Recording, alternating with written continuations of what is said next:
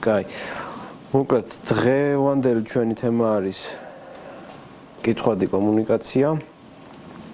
მე ვარ აგაკი რაზმაძე, ეს არის იმეილი და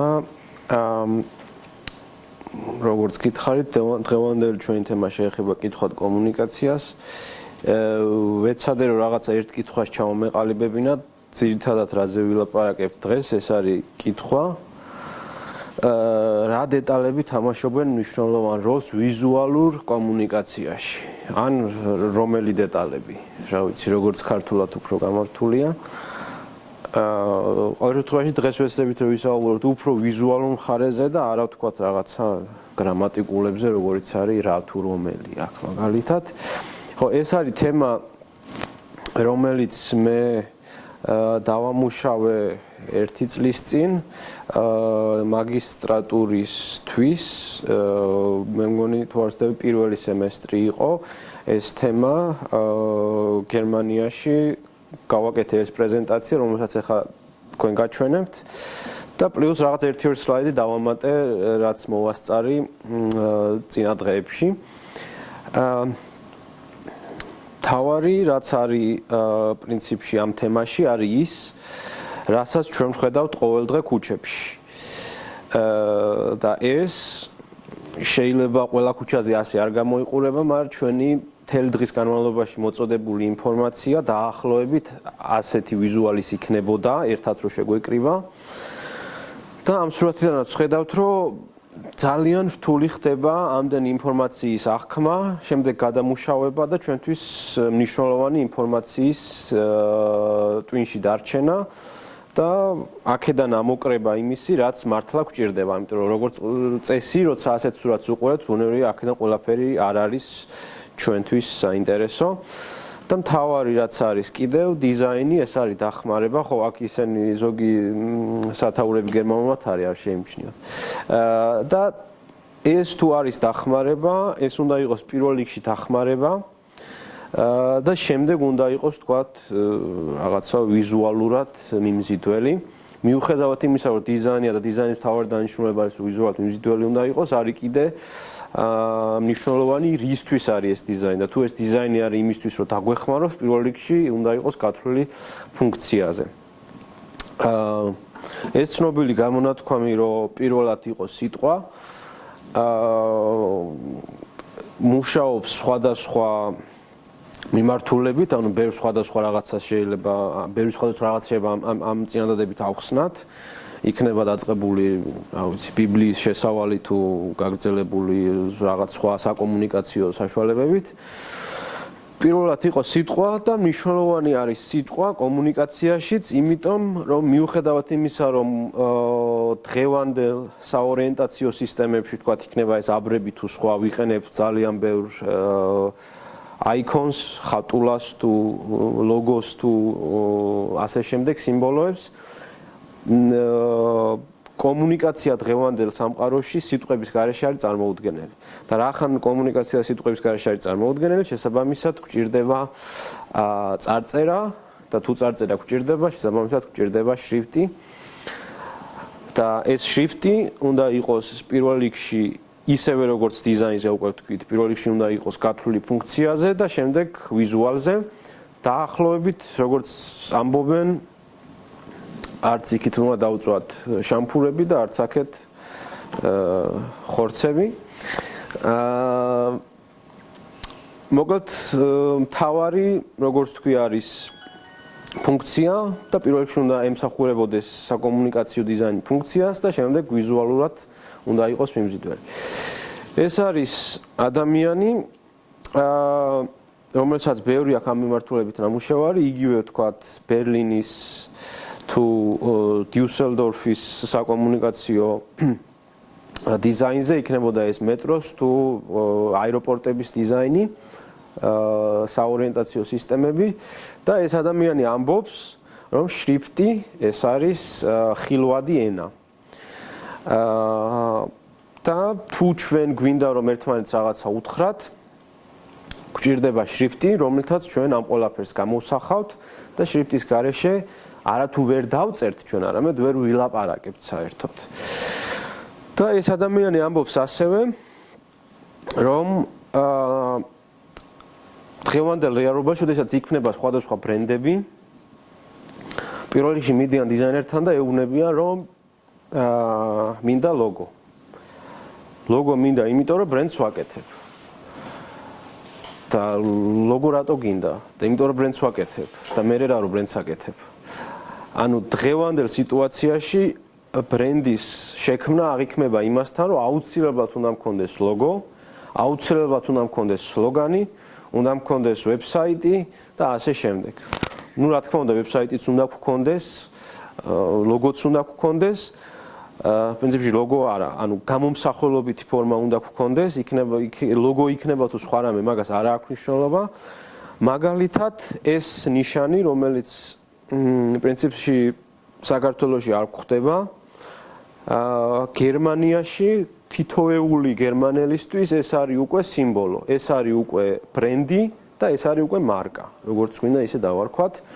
როდესაც გერმანელი ადამიანი, ნუ გერმანელი არა, გერმანიაში მყოფი ადამიანი ავტობანზე მოძრაობს და ამ ნიშანს დაინახავს, უკვე იცის რასთან აქვს საქმე, ეს არის გამოსასვლელი, გადასახვევი და უკვე აქ შეგრძნება, რომ თავის სახლს მოუახლოვდა.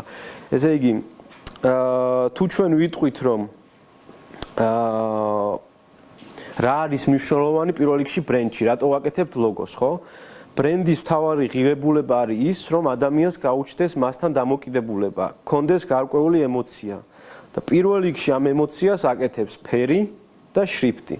და ამ ორი რაღაცის ერთობლიობა. და ამ ნიშნიდანაც კარგად ჩანს ეგ, რომ ადამიანებს ამ ნიშნის დანახვაზე უკვე აქვს თავისი ემოცია, უკვე გრძნობენ სახლს და იციან, რომ მალე იქნებიან სახლში და ეს არის უკვე ბრენდი. ეს ბუნებრივია არ იმუშავებდა, ხო? ზუსტად ამიტომაც ვამბობთ, რომ ლოგო შეიძლება საერთოდაც არ იყოს, მაგრამ ჩვენ გქონდეს ჩვენი განცდა, ჩვენი დამოკიდებულება უკვე რაღაცასთან და ეს არის უკვე ბრენდი.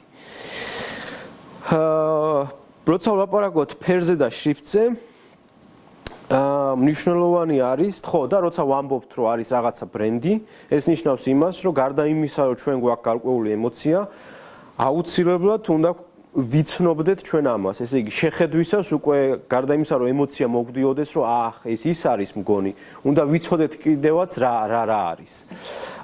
მაგალითად, ეს არის სამი სხვადასხვა ბრენდი, რომელზეც შეიძლება საქართველოში შეიძლება თქვენთან არ იმუშაოს, მაგრამ გერმანიაში მეტნაკლებად მუშაობს. ან როდესაც ვეკითხებით ადამიანს, თქვათ, რომელი ბრენდი არის პირველი, რომელი ბრენდი არის მეორე და რომელი ბრენდი არის მესამე, მეტნაკლებად, ანუ შეძლების და გვარად თუ მეტნაკლებად გათვითცნობიერებული ადამიანები გვეტყვიან, რომელი ბრენდია პირველი, მეორე, მესამე. მაინც ვიკითხავ აქ თუ რომელიმე მიცით, მაგრამ შეიძლება ეჭვმეპარება, რომ არ ვიცით არც ერთი. პრინციპში სამივე არის ცნობილი ბრენდი, საქართველოში შუა ალბათ ყველაზე მეტად ცნობილი არის. ეს ბრენდები არის ესენი, პირველი არის T-Mobile, მეორე არის Mercedes და მესამე არის Deutsche Bahn, ანუ გერმანული რკინიგზა. და თქვათ იმ ბრენდებისგან განსხვავებით, რომლებიც საქართველოში არიან დღეს და აქვთ, ან გონია რომ აქვთ კორპორატიული შრიფტი და გონიათ რომ იყენებენ ყველგან, თუ გადავალებთ თვალს მაგალითად არ დავასახელებ ხა რომელ ბანკებს, რომლებმაც გააკეთეს საკუთარი შრიფტი და მე გადავხედავთ იმათ პროდუქციას, დავინახავთ, რომ ხშირ შემთხვევაში ისინი იყენებენ მაინც სხვა შრიფტებს.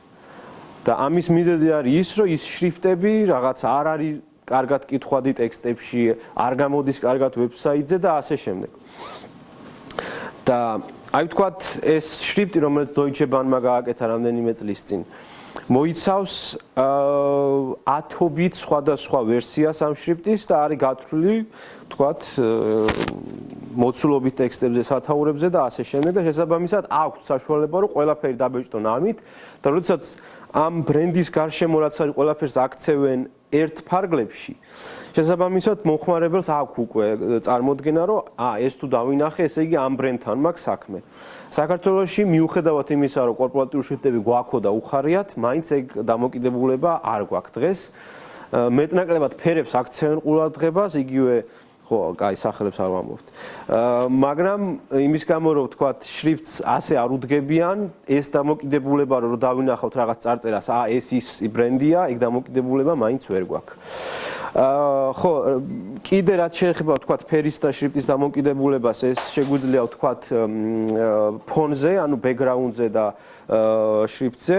ამ შემთხვევაში თუ არის წიგნი ასე დაბეჭდილი არასდროს არ არის. და რატო არ არის ასე დაბეჭდილი და რატო არის ყოველთვის ასე დაბეჭდილი, ბუნებრივია, ამასაც აქვს თავისი საფუძველი და ვთქვათ, ხო, მე ლაითბოქსებზე ვილაპარაკოთ. ხო, ლაითბოქსების შემთხვევაში ხდება რა? ესე იგი, წიგნი, ანუ პრინტი და მეორე შემთხვევაში ესე იგი ლაითბოქსიან ეკრანი არის, ესე იგი, დაფიქსელებული ეკრანი, რომელიც ნათურებით ინთება, არის ორი სხვადასხვა და ერთმანეთთან დაპირისპირებული სიბრტყე. თუ ლაითბოქსის შემთხვევაში, რაც მეტი არის განათებული, მით უფრო რთულია კითხვა, წიგნის შემთხვევაში ეს პირიქით არის. აი ხა ვთქვათ, უკეთესად, ვთქვათ ლაითბოქსის შემთხვევაში, როდესაც თეთრი ფონი გვაქვს და შავი წარწერა, ყოველთვის ეს განათება, რომელიც ლაითბოქსიდან გამოდის, ან თუნდაც მონიტორიდან, ამ შავასოებს ჭამს. და ეს თეთრი გამოსხივება თვალისთვისაც არის ძალიან რთულად აღქმადი. და ამიტომაც თუ გინახავთ ხოლმე არის რაღაცა საიტებზე, რომ ტექსტი არის მოცემული და ღილაკი აქვს ჩაბნელება და ჩაბნელებ და მე კარგად კითხულობ. და წიგნის შემთხვევაში ეს ყველაფერი ხდება უკუღმა. ანუ რაც მეტი შავი სივრცე არის, მით რთული ხდება კითხვა. ხო, იგივე შეგვიძლია ვთქვათ ფერების შემთხვევაშიც, ხო, ფერებთან კიდე საინტერესო ის არის, რომ ვთქვათ თუ ავიღებთ ჩვენ დაახლოებით შუა ტონალობის ფერებს, აი მაგალითად ლურჯის მწვანე და წითელი, ყვითელი ნაკლებად, ყვითელი უფრო ღიისკენ გადადის. ეხლა ეს რო გავაშავთეთ, რომ ჩვენ ვთქვათ მივიღებთ საშუალო ტონის ნაცრისფრებს აქ. მაგრამ მიუხედავად ამისა, ამ საშუალო ტონზე დაწერილი ტექსტი თეთრად უკეთ იკითხება, ვიდრე შავად. ეს იმიტომ, რომ როგორც თქვით, მუშაობს ზუსტად აი ეს პრინციპი აქვს, რომ მუქზე დაწერილი თეთრად უკეთესად იკითხება, როცა გვაქვს გამოსახულება ეკრანზე. ხო, და ესეთი შემთხვევები არის ძალიან ხშირი. ეს ფოტო გადავიღე მე თვითონ იმ ქალაქში, რომელშიც ვსწავლობ გერმანიაში. არც ვიცი რა არის საერთოდ, ანუ რას ეხება. მაგრამ ხშირია და ძალიან ხშირია, რომ მოდის დამკვეთი და გვეუბნება, რომ მე მინდა, რა ვიცი, ჩემ პლაკატზე თუ სხვა რაღაცა აბრაზე თუ ვიზიტკაზე მინდა ეს წარწერა, მინდა ფოტო უკან, ფოტოზე მინდა რომ იყოს რაღაცა მსხალი, ატამი, ვაშლი და კიდე რაღაცა ისა ზღვის კომპოსტო, აუცილებლად უნდა იყოს ეგენი და აუცილებლად უნდა იყოს ზემოდან ამაზე წარწერა. და აქ არის ყოველთვის მნიშვნელოვანი, რა გვინდა ვთქვათ ჩვენ.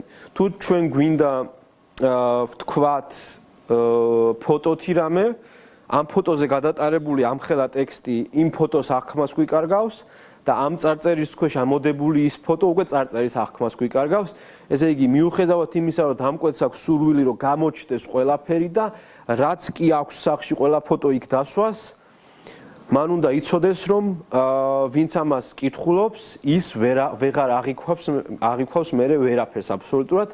ამიტომ, რა ქვია მაგას, კონსენსუსამდე უნდა მივიდეს დამკვეთი და იფიქროს რა უნდა ის თუ უნდა ეს. ორივე ერთად ხშირ შემთხვევაში არ გამოდის და ეს ცვლიან თან, ზამთარში მე ესეთი იყო და გულებიც არ დაავიწყდათ თან. ხო, აი ძალიან კარგი შემთხვევა კიდე, ეს იყო კამპანია დიდ ბრიტანეთში, French Connection-ი არის ფირმა და French Connection-ი UK-ში არის ასეთი აბრევიატურით და ძალიან დიდი გამოხმაურება გამოიწვია. პირველად როცა კითხულობდნენ, სხვა რამეს კითხულობდნენ და დიდი სკანდალი მოყვა ამას. საქმე ისაა, რომ ჩვენ ადამიანები არ ვკითხულობთ სიტყვას ასო. ჩვენ ვკითხულობთ სიტყვას როგორც ერთ იმიჯს. ესე იგი, როდესაც შევხედავთ, ჩვენ ტვინში იწყება იმიჯების შედარება.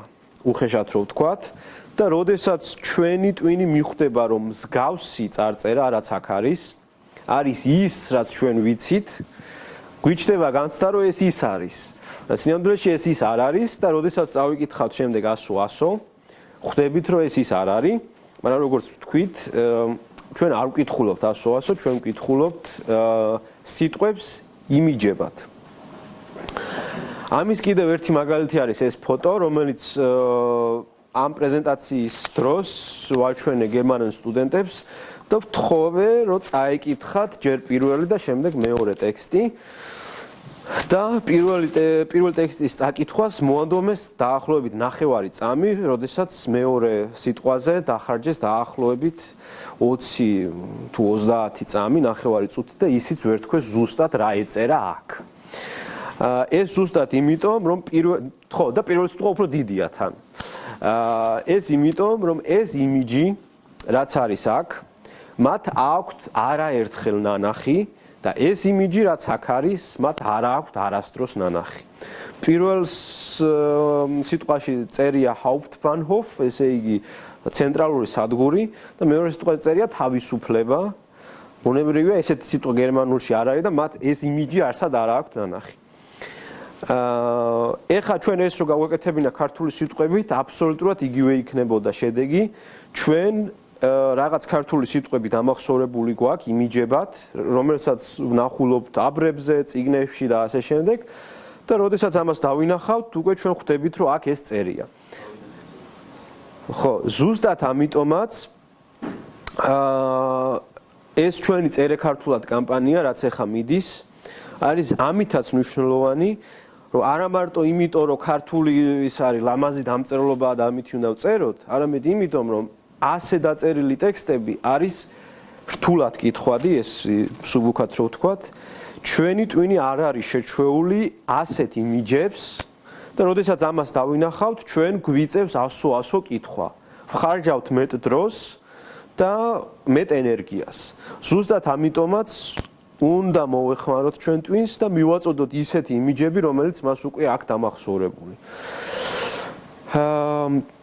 ხო, და როდესაც ვამბობთ, რომ ესე იგი ამ სიტყვით, რომელიც შედგება ასოების ერთობლიობით, იქნება რაღაც იმიჯი, მნიშვნელოვანი არის ის, რომ თითოეული ასო იყოს ისეთი დიზაინის, რომელიც შემდგომ ერთ სიტყვაში, ერთ ერთობლიობაში არ მოგცემს რაღაცა ჩაშავებულ ან ძალიან ჩათეთრებულ ადგილებს, რომელიც იქნება რთულად ამოსაცნობი მერე როგორც ფორმა.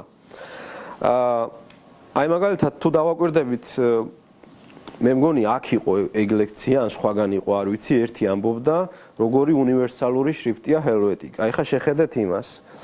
ჰელვეტიკა არის ყველაზე არაუნივერსალური შრიფტი და ხშირ შემთხვევაში ყველაზე ცუდი შრიფტი. ანუ შეიძლება ამართლებს დიზაინერულ ხედვებს იმ კუთხით, რომ არის ძალიან კლასიკური, ძალიან თანამედროვე არ არის პრინციპში, არ ვიცი. მაგრამ არის ფორმები ისე დახურული, რომ ამით დაწერილი ტექსტები პატარა ზომაზე, ვთქვათ, წიგნისთვის ან მით უმეტეს საორიენტაციო სისტემებში, აბრებზე, როცა შორიდან გვიწევს შეხედვა, არის ძალიან რთული და პირველი ამის მიზეზი არის ის, რომ ღია სივრცეები ამ შრიფტში თითქმის არ არის. გარდა მაგისა, კიდე აქ მნიშვნელოვანი არის ისიც, რომ ჩვენ ეს იმიჯად, ჩვენ ამას იმიჯად ხედავთ იმიტომ, რომ ასოები არის სხვადასხვა ფორმის, სხვადასხვა დაბოლოებების და სხვადასხვა სიმაღლეების. ანუ თქვათ ჩვენ ეს რო დაგვეწერა ეხა ერთ ხაზზე, თქვათ დიდი ასოებით, იქნებოდა ბევრად რთულად ამოსაცნობი, რასთან გვაქვს საქმე. და ჩვენ თუ დავაკვირდებით ეხა თქვათ საქართველოში ავტობანი ქვია ხო მაგასაც, ავტობანის აბრებს დავინახავთ რომ ყველგან არის მთავრული და შორიდან ეგ ჩანს როგორც ერთი კუბიკი და იმისი ამოცნობა როგორც ერთი იმიჯი არის ძალიან რთული. მიუხედავად იმისა რომ შეიძლება ძალიან ლამაზად ჩანს ერთ ხაზზე დაწერილი რაღაცა სიტყვა, ძალიან რთულია იმის ამოცნობა. სხვა შორის ინგლისურად რაც წერია, ესე ლათინური ასოებით, ისიც კაპიტალ ლეთერებით არის ხოლმე დაწერილი. და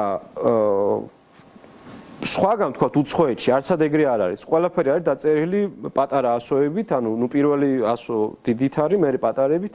იმიტომ რომ როგორც თქვი, თავარი არის რომ შეიქმნას ერთი იმიჯი, რომელსაც მე ჩვენ ტვინი აღიქვავს მარტივად.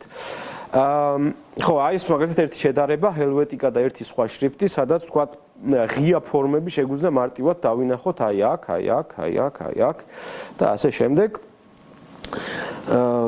ეხა ის იყო, რა ქვია, ქალთა დღე და ეს რომ ვინმეს უთხრათ და თავში რომ რამე გამოგვიქანონ, არ უნდა გაგვიკვირდეს. ხო, აქ არის კიდე ერთი შემთხვევა, სადაც მოთავსებული არის ერთად ჰელვეტიკა, თქვათ არეალი და აი იმ კაცის შრიფტები, ორი ცალი დასაწყისში რო განახეთ და აი აქაც თქვათ ჩვენ რო დავაკვირდეთ ეხლა რო წერია მილილიტრი, ეს ELLE არის თითქმის წარმოუდგენელი რომ ადამიანმა წაიკითხოს, როდესაც პატარავდება და ბევრად უკეთესი მდგომარეობა არის აქ, როცა თქვათ დაბოლოებები ხდება სხვანაირი, მარტო იმისთვის, რომ გაამარტივოს კითხვა და არა იმისთვის, რომ თქვათ დიზაინი იყოს ლამაზი, იმიტომ რომ როგორც თქვით, სილამაზე არის დიზაინის დანიშნულება, მაგრამ როგორც სტივ ჯობსი ამბობდა, დიზაინმა უნდა იმუშაოს კიდეც. ეს არის ერთ-ერთი მაგალითი, თქვათ პირველი შემთხვევა ეს არის ამერიკაში და კანადაში ძირითადად, ესე იგი ჩრდილოეთ ამერიკაში ავტობანებზე რა შრიფტიც გამოიყენება და ქვედა არის ევროპის, უბრალოდ ევროკავშირის ქვეყნებში, იმიტომ რომ საქართველოში არა.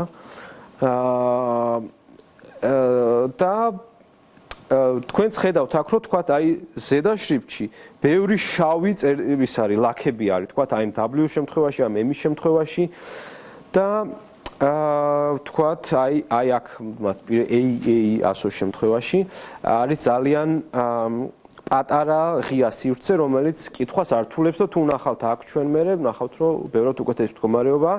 ამაზე დაფიქრდნენ ამერიკაში და გადაწყვიტეს რომ გაიკეთებინათ ამ შრიფტის თანამედროვე ესე გაუმჯობესებული ვერსია, იმუშავეს ბევრი და ამ მუშაობაში მთავარი ნაწილი იყო ის, რომ ყველა ასოს, ყველა წარწერას, ან ყველა ასოს კომბინაციას სხვა ასოებთან და ასე შემდეგ ტესტავდნენ არა მარტო შორი მანძილიდან, არამედ ჩქარი გადაადგილების დროს, შუშის წინაღობის შემთხვევაში და მოკლედ ყველაფერი რაც შეიძლებოდა გაეკეთებინათ და საბოლოოდ მიიღეს ესეთი შედეგი, რომელიც არის ქვევით, ანუ ეს იყო პირველი, ეს არის ქვევით მეორე და აქ ჩვენ ხედავთ როგორ არის გაუმჯობესებული სიტუაცია. მარტო პირველ ასოს რო დავაკვირდეთ, დავინახავთ როგორი უკეთესი მდგომარეობა გვაქვს. ეს არის რეალობაში როგორი იყო ადრე და როგორი არის დღეს, ახლა აქ პატარა არის და არ ჩანს, მაგრამ როგორც ხედავთ აქ ჩანს როგორც თუ ეს მაინტერესებდა როგორი იყო მე თვითონ ამერიკელების ხედვა ამ შრიფტზე. საერთოდ იცოდნენ თუ არა რა ხდება აქ. და ერთს გაუგზავნე ეს, რომელთან ერთადაც ენის კურსები გავიარე გერმანიაში და ვთხოვე რომ ეთქვა რას ხედავდა ამ ორ ფოტოზე და მითხრა რომ ეს გამოიყურება ისე თითქოს ვიღაცამ მეორე აბრა გაწმინდა. ასე მომწერა და მე ქვევით მოვაყოლა, მაგრამ მე მგონი რაღაც გამორჩა მე, ანუ კიდე არის რაღაც დამატებითი. ანუ ხვდება რომ რაღაც არის, გარდა იმისა რომ გაწმინდეს და მაგრამ ვერ ხვდება ზუსტად რა ხდება, მაგრამ ზუსტად უნდა ვიცოდეთ რომ როდესაც ის შემდეგ ჩქარა გადაადგილდება მანქანით, მისი ტვინი ბევრად უკეთ აღიქვამს ქვედას ვიდრე ზედას და რაღაცა განცდა მას აქვს კიდევაც ამის, თუმცა არ იცის ზუსტად რა ხდება. ხო, აი ეს ერთ-ერთი მაგალითი ვთქვათ ჰელვეტიკასი, რომელიც არის ზედა ხაზი და Deutsche Bahn-ის შრიფტი, ესე გერმანული რკინიგზის შრიფტი, რომელიც არის ქვევით. რამდენიმე მაგალითი თუ რა იწვევს ამ გაუგებრობებს და რა შეიძლება გავითვალისწინოთ, როდესაც ვქმნით რაღაცა შრიფტს, რომელიც გვინდა რომ გამოდგეს საორიენტაციო სისტემებში, ანუ საკომუნიკაციო დიზაინში. თქვათ ჰელვეტიკასში თუ დავაკვირდებით, ჩვენ დავინახავთ, რომ სამიანი ძალიან მარტივი აგვერიოს რვიანში, როდესაც უყურებთ ჩვენ ამას შორიდან. ასევე კომბინაცია R და N შეიძლება აგვერიოს M-ში და ასე შემდეგ.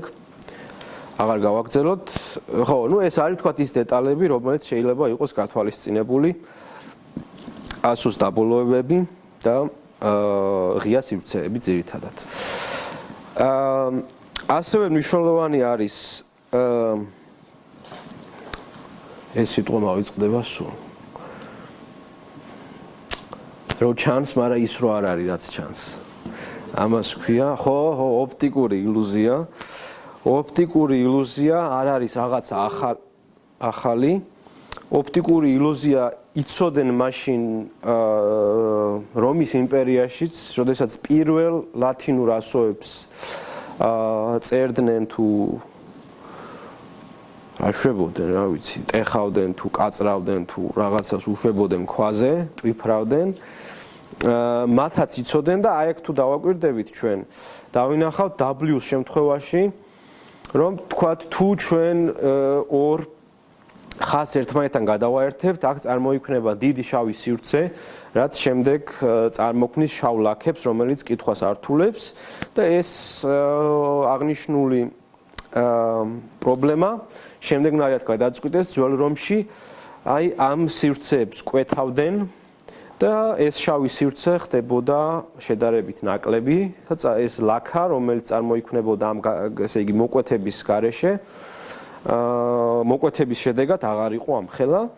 დღეს ამის მეორენაირი გადაწყვეტაც არსებობს, უკეთებენ ჩაჭრას ამ სივრცეში და აი აქ ხედავთ თქვენ უკვე რომ აქ ის შავი ლაქა აღარ არის, რომელიც არის აქ და თუ ჩვენ აი აქ დავაკვირდებით, ვნახავთ რომ აი ქვედაზე, თქვათ, თუ არის ძალიან შავი ლაქა, თქვათ W-ს შემთხვევაში, პირველზე ეგ უკვე ნაკლებად არის.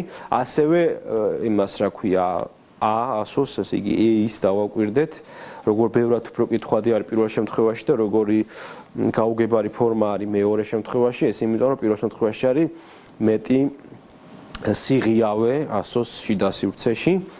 ეს არის ერთი საინტერესო მაგალითი ასევე, რომელიც შრიფტს ნაკლებად ეხება გადმოცემას საკომუნიკაციო დიზაინში. როდესაც რაღაცის გადმოცემა გვინდა და როდესაც გვეუბნებიან რომ უნდა იყოს ეს ეწეროს აქ და უნდა ეწეროს ამ ხელაზე და უნდა ეწეროს აქაც და აქაც, აი დაახლოებით ისე როგორც ის ფოტოზე ბანანიც მინდა, მარწყვიც მინდა და წარწერაც მინდა, აქაც ეგ სიტუაცია, როდესაც მოდის დამკვეთი გვეუბნება რომ აქ დამიხატეთ ნიშანი, მერე დამიწერეთ რომ აქ გაჩერება არ შეიძლება და იქ კიდე რაღაცა და აი თქვათ ეს აი ერთ-ერთ TEDx-ის ლექციაზე თუ რა ქვია, გამოსვლაზე ქონდა ერიკ შპიკერმანს, აი იმ კაცს თავიდან რო ახსენეთ და ესეთ იმას უკეთებს, რა ქვია, განსაზღვრებას თუ ესე იგი იმას ტექსტს აყოლებს ამ ფოტოს და ამბობს რომ ამ ფოტოს გადაღებისთვის ღირდა ცხოვრებაო, მარტო იმიტომ რომ კარგად აგიხსნათ, რას არ გააკეთებს დიზაინერი არასდროსო და ეს არის ეს ფოტო და შემდეგ ყვება რა წერია ამ ფოტოზე და ამბობს რომ ეს ფოტო გადაღებული არის შვედეთში და თუ გადავთარგმნით რა წერია ფოტოზეო, ტექსტი იქნება ესეთი. აქ არ შეიძლება გაჩერება 5-დან 11 საათამდე, ასევე 5-დან 11 საათამდე, საერთოდ არ შეიძლება გაჩერება 5-დან 11 საათამდე და ქვევით წერია, რომ გაჩერება არ შეიძლება 5-დან 11 საათამდე, ასევე 5-სა და 11 საათს შორის და 5-დან 11 საათამდე. როცა ამას ჩვენ ვაწვით ადამიანს, ის ამას საერთოდ არ წაიკითხავს და არა თუ გააჩერებს აქ, არც მიაქცევს ყურადღებას, რომ იქნებ არ შეიძლებოდა აქ გაჩერება და იმას რა ქვია, საავარიო მაშუქებსაც კი არ ჩართავს. იმიტომ რომ ეს არ არის ისე როგორც ჩვენ უნდა მოვექცეთ მომხმარებლებს, ჩვენ თუ გვინდა რომ ჩვენი სათქმელი იყოს აღქმული, უნდა ვიღებენ პარლამენტში თუ სხვაგან კიდე საპრობილეში. მაგრამ ეს შეგვიძლია ვთქვათ, რომ ასევე არის ტრადიცია არის ცოდნა და გამოცდილება, რომელიც გერმანიაში დიდი ხნის განმავლობაში უკვე არის დაგროვილი. ასევე მე მაქვს ნანახი წიგნი, რომელიც მე-20 საუკუნის დასაწყისში დაიბეჭდა, მაშინ როდესაც პირველი ავტობანების გაყვანა დაიწყეს, ჯერ კიდევ ნაცისტურ გერმანიაში, როგორი უნდა ყოფილიყო წარწერები ავტობანებზე. ამაზე არის გამოცემული წიგნი.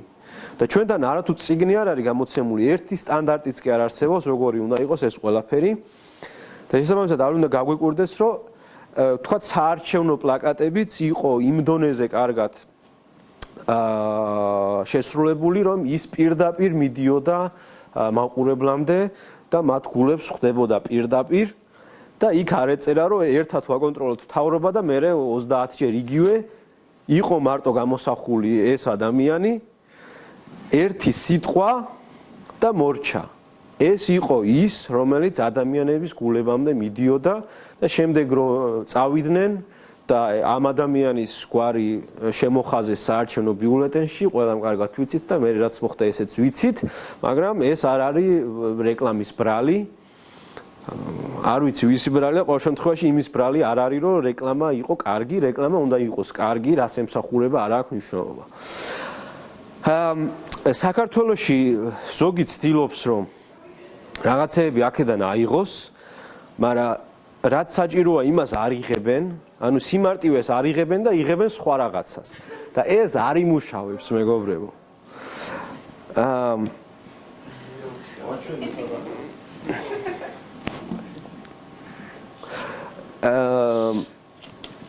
და ბოლოს მინდოდა კიდევ მეჩვენებინა ეს ერთ-ერთ წიგნში ვნახე ეს იმიჯი. ნუ ეს ყველა მიცის პრინციპში, მაგრამ მაინც ბოლოსკენ აუცილებელი არის რო გვეთქვა, როდესაც ვაკეთებთ რაღაცა პრეზენტაციას, მნიშვნელოვანი არის რომ ვიცოდეთ, რომ თუ ჩვენ ერთ სლაიდზე დავყრით ყველა იმ საკითხს, რომლის გარჩევაც ჩვენ გვინდა, აღარც იმას წაიკითხავენ და აღარც ჩვენ აღარ მოგვისვენენ იმ მარტივი მიზეზის გამო, რომ ჩვენ უნდა ზუსტად ვიცოდეთ რა გვინდა ჩვენი მსმენელისგან, უნდა ამოვწეროთ ის მნიშვნელოვანი დეტალები, რასაც ჩვენ მათ ვაწვდით. დანარჩენი ჯობია რომ უთხრათ ზეპირად და მე აქ ეს როცა პრეზენტაცია მქონდა, დავწერე რომ იმედი მაქვს, რომ ესე იყო ზუსტად ჩემი პრეზენტაციაც გაკეთებული. დიდი მადლობა.